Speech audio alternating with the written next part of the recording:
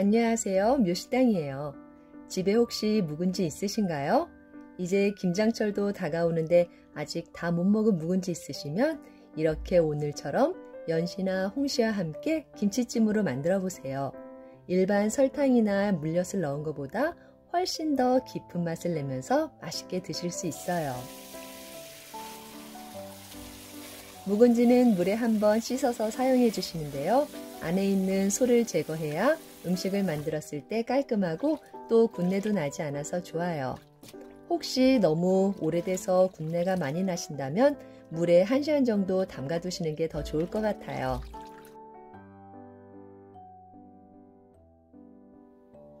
음식에 단맛을 더해주는 양파는 반 개만 준비해 주시고요.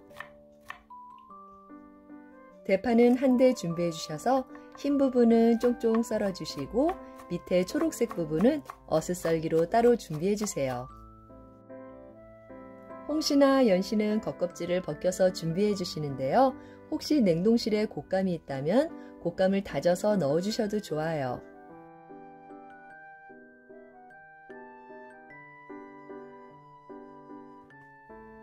넉넉한 팬에 묵은지를 한층 깔고 그 위에 돼지 목살이나 삼겹살 있으면 같이 넣어주세요. 고기와 함께 먹으면 훨씬 더 김치찜이 풍성하고 맛있겠죠?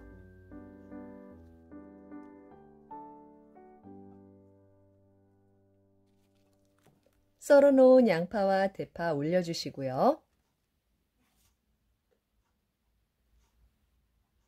양념은 간마늘 듬뿍 1스푼, 빨갛게 색을 입혀줄 고춧가루 3스푼, 여기에 된장을 반 스푼만 넣어보세요. 훨씬 더 풍미가 깊고 더 맛이 부드러워져요. 홍시는 그대로 하나 넣고 잘 으깨주시는데요. 이렇게 으깨시면서 안에 들어있는 씨는 골라서 빼주세요. 혹시 김치가 너무 시다 싶으시면 감을 하나 더 추가하셔도 됩니다.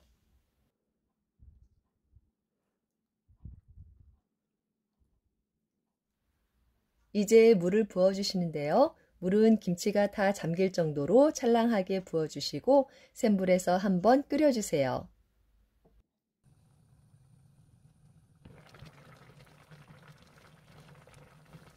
양념이 서로 잘 섞이도록 이렇게 한 번씩 뒤집어 주시고요.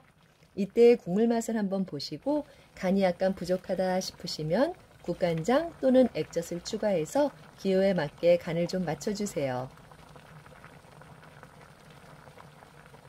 중간에 국물이 부족하면 물을 보충해 주시고요. 약불로 줄인 후 30분 이상 천천히 졸여주세요.